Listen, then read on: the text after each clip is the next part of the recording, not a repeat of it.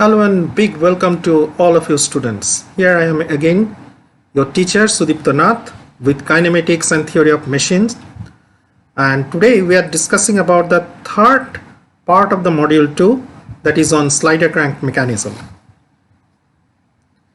So velocity vector of a slider crank mechanism, if we are going to express or explain about it, then you will find out that first take the image of the slider crank mechanism. In the slide you can see that there is a crank OA which is rotating in anti-clockwise direction, and AB, that is a rocker or connecting rod, and B, that is the slider block which is supported on a fixed support, that is point C that you can see. So over here OA, AB both are hinge joints and they are making a turning pair, while BC is making a sliding pair, and OC obviously is a stationary link. So OA is the crank, AB is the connecting rod, B is the slider, and OC is the fixed link over here. Now crank OA has one end O which is fixed in, and end A which is rotating in anti-clockwise direction, as I have told you already, with omega 1 angular velocity at any instant. So the tangential velocity component VAO acts perpendicular to the link OA as shown in figure. Here it is. So you can see right now that the tangential component VAO is acting outward direction tangentially, making 90 degree with OA, link OA. So accordingly, the direction of rotation of link AB is in the clockwise direction. It has to happen with omega 2 as we have shown angular velocity for the inertia of the component. Hence the center of rotation of the joint end A that we are getting here, we find the tangential velocity component VBA acts perpendicular to the link AB as shown in figure with angular velocity omega 2. Clear? Okay. Finally, we get that the slider block B makes a linear motion towards the left hand side with VBC, or velocity of B with respect to C, as velocity component. It acts along the line of motion. Clear? So we are proceeding forward to the next slide. So here you can see that is the velocity vector of a slider crank mechanism when we are going to analyze the velocity diagram. So if you know the direction of motion of the three vectors, that is VAO, VBC and VBA, then by knowing only any one of the magnitude of the vector, the magnitude of all other two vectors could be found out easily. So we have to construct the velocity diagram simply by drawing the parallel lines one after the other. That is, we have to construct the parallel lines VAO, VBA and VBC. Suppose we know the magnitude of VAO. So over here in the bottom left hand side of the slide, you can see that is VAO. It has been constructed. So what we are going to do next, that is, we have to draw the parallel line VBA and we'll elongate it in the downward direction as shown. And then again VBC, as I have told, that we have to construct it again and we have to elongate it in the left hand direction. So there will be one intersection point. So this intersection point will actually determine that what should be the magnitude of this particular two vectors. So over here you see that O and C, these two are stationary links. So all the stationary links are concentrated at one single point, as we know already, and A and B, these two links, they are shown in small script over here and very much distinct and clearly shown in this particular figure. So just to tease your brain, if you have understood the previous situation, I am giving you a figure over here. Not exactly exactly the previous figure, but similar to the previous figure. That is, it is one step of the slider crank mechanism where OA is the crank, AB is the connecting rod and B is the slider block which is being supported on C. Now look at the figure given.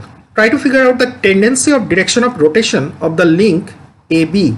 I repeat, the link AB. AB is nothing but it is the connecting rod. Now consider the end B to rotate around the end A I repeat, consider the end B has got a tendency due to inertia to rotate around end A.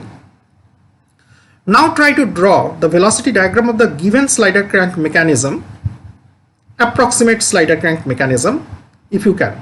If you can do it, then send it to the email which I am providing here in the description box below. Let us proceed forward to solve a numerical problem. The crank and the connecting rod of a theoretical steam engine are 0.5 millimeter and 2 meter long respectively. The crank makes 180 rpm in the clockwise direction when it has turned 45 degree from the inner dead center position. Now determine number 1, velocity of the piston, number 2, angular velocity of the connecting rod, number 3, velocity of the point E on the connecting rod 1.5 meter from the guardian pin, and number 4, position of the linear velocity of any point G on the connecting rod which has the least velocity related to the crankshaft. Now this is the figure which is provided. It's called a space diagram.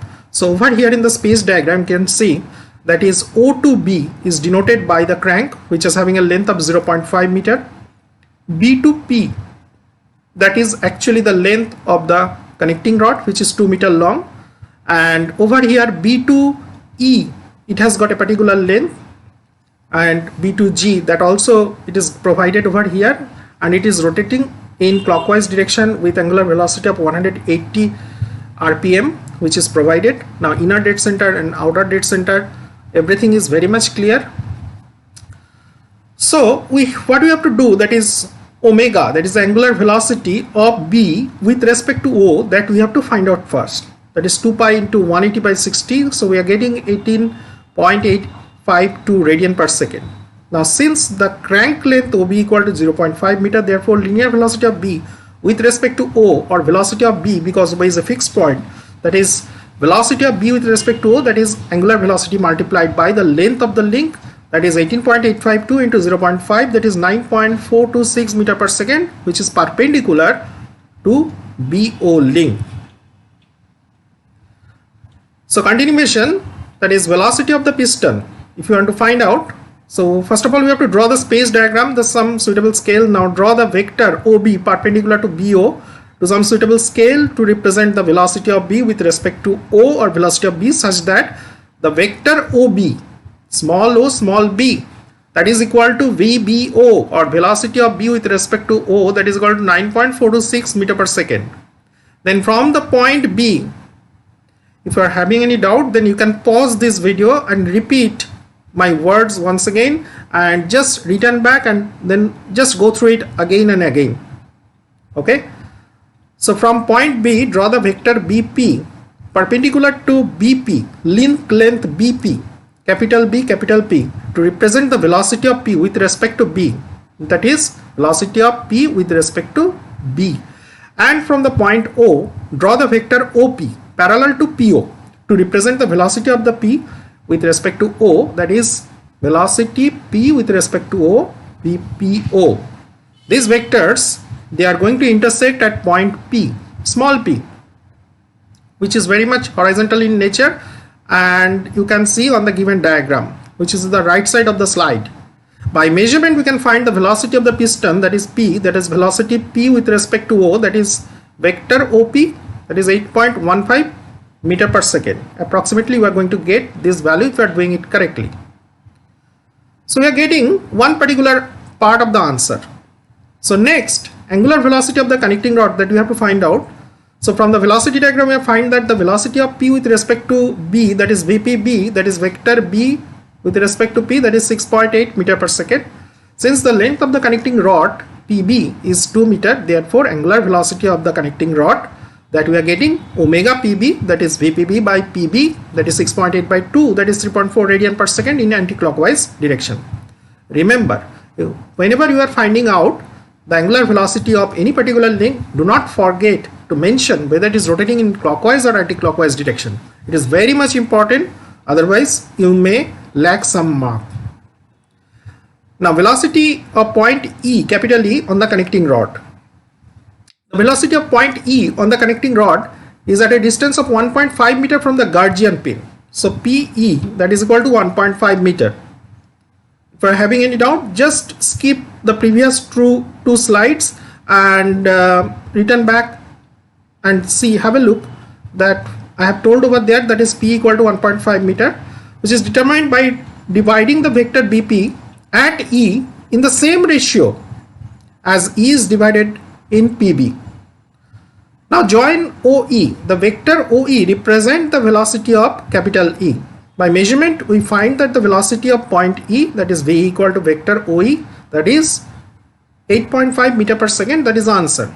Now for this particular type of problem, intentionally they are going to provide you a very simple and very easy ratio. So over here it was 1.5 divided by 2 meter. So you know the answer will be 3 by 4 meter. So like that, they are going to give you the same or similar type of ratio. So you are getting the simple ratio value of 3 by 4 or 4 by 5 or 5 by 7 or similar, something like this.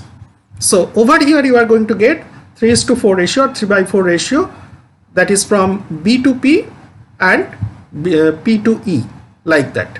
So finally you are going to get the velocity of point E, that is equal to, with respect to O obviously, that is 8.5 meter per second.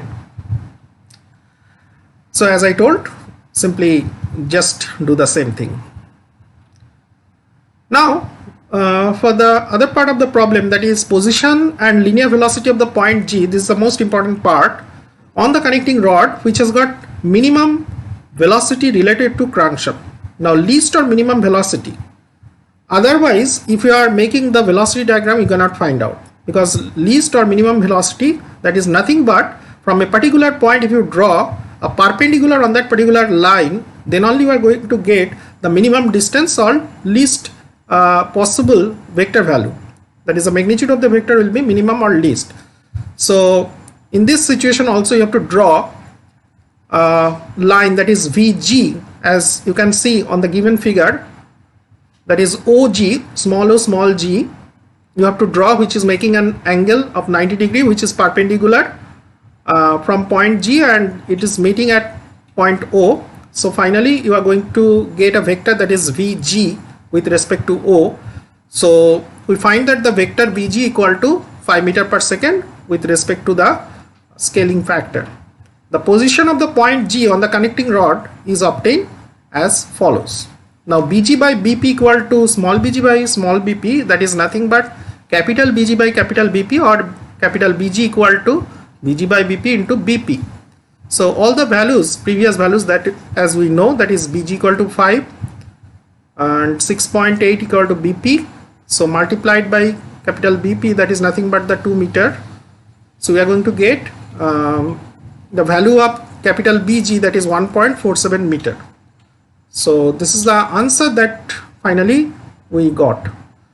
By measurement, we find that the linear velocity of point G, that is vector OG, equal to 8 meter per second. So that's all for today's class, and more videos are upcoming, and I hope that it is useful for you. And meanwhile, let me make some new videos for you people. If you are having any doubts, if you are having any doubts related to numerical problem, you can directly write it down in the comment box below, or you can contact me. I will try to make new videos to help you out. Thank you very much.